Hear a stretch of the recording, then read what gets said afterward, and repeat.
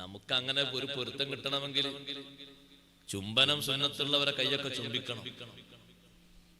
കൈ ചുംബിക്കൽ സുന്നത്തുള്ള ഒരു വിഭാഗമാണ് ബാപ്പയും ഉമ്മയും, വല്യുപ്പയും വല്യുമ്മയും.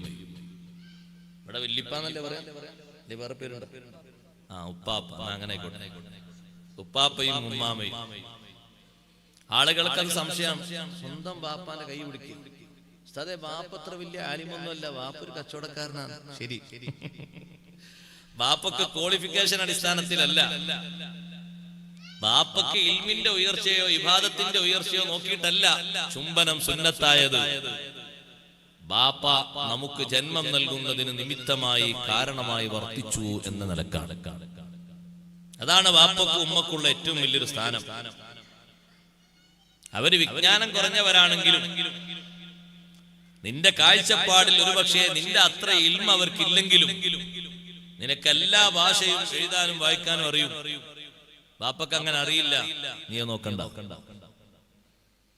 ഉപ്പാക്ക് അങ്ങനെ നിന്നെ പോലെയുള്ള ബിരുദങ്ങളൊന്നുമില്ല. നിന്റെ സർട്ടിഫിക്കറ്റ് തന്നെ വെച്ചാൽ ഒരു പെട്ടി നിറയുണ്ടാവും. ബാപ്പക്ക് അത്രയൊന്നുമില്ല. ബാപ്പാകെ 5ാം ക്ലാസ് അല്ലെങ്കിൽ 7ാം ക്ലാസ് 9ാം ക്ലാസ് വരെ പോയിട്ടുള്ളൂ, മതി. ആ ഉപ്പ എന്ന അർത്ഥത്തിലുള്ള ആ ഒരു ബഹുമാനം ചെറുതല്ല. ഉമ്മ എന്ന നിലക്കുള്ള ബഹുമാനവും ചെറുതല്ല. സാബിത്തുൽ ബുനാനി റളിയല്ലാഹു അൻഹു എന്നെ കാണുമ്പോഴൊക്കെ കൈപിടിച്ച് ചുംബിക്കും. അതുകൊണ്ടാണ് ഞാൻ അത്തർ തേക്കുന്നത് എന്ന് അനസ് റളിയല്ലാഹു അൻഹു പറഞ്ഞു.